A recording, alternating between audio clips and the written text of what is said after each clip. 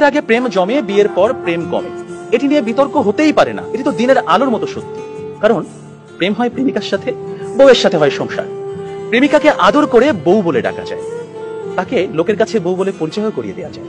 কিন্তু কখনো বউকে কি শুধুমাত্র প্রেমিকা বলে লোকের কাছে পরিচয় করে দেওয়া সম্ভব? সাহস আছে আপনাদের? সর্বনাশ হয়ে যাবে, ভাত বন্ধ হয়ে যাবে। সুতরাং বিয়ে নামক একটি ঘটনার পর প্রেমিকাই থাকে না। যেখানে প্রেমিকাই থাকে না সেখানে প্রেম জমবে কিভাবে? সেখানে প্রেম কমবে, প্রেম হারিয়ে যাবে। আবার প্রেমিকের দেয়া 2 পয়সার আলতা, কাঁচের চুড়ি কিংবা সস্তায় কেনা শাড়ি, এগুলো প্রেমের সময় প্রেমিকার কাছে থাকে আদরের, থাকে ভালোবাসার, থাকে যত্নের।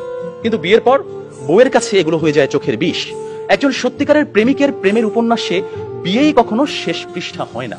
কারণ তারা জানে কোনো কোনো প্রেম না পাওয়াতেই পূর্ণতা খুঁজে পায়। তাই পৃথিবীর শত গল্প, কবিতা, উপন্যাসে প্রেমকে সাজানো হয়েছে না পাওয়ার বেদনায়। আর এজন্যই প্রেমটা আসলে বিয়ের আগেই, অর্থাৎ না পাওয়াতেই জমে। তাই অবশেষে আমি বলতে চাই, আমি যদি তোমাকে পাই তাহলে বিয়ের পর আমি হয়ে যাব দায়িত্বশীল পুরুষ। বিয়ের আগে যেমন ছিলাম লুতুপুতু প্রেমিক, যেমন ছিলাম আবেগী প্রেমিক, বিয়ের পর হয়ে উঠবো আমি দায়িত্বশীল পুরুষ। কারণ আমি জানি বিয়ের পর দায়িত্ববাদ দিয়ে প্রেম জমাতে গেলে সংসার টিকবে না।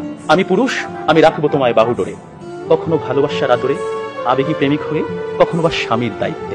যেভাবে কবি বলেছেন, সাজিয়ে গুছিয়ে তবুও ঠিক কাব্য করে বলা গেল না। এজন্ম তো কেটেই গেল অসম্ভবের অসঙ্গতে।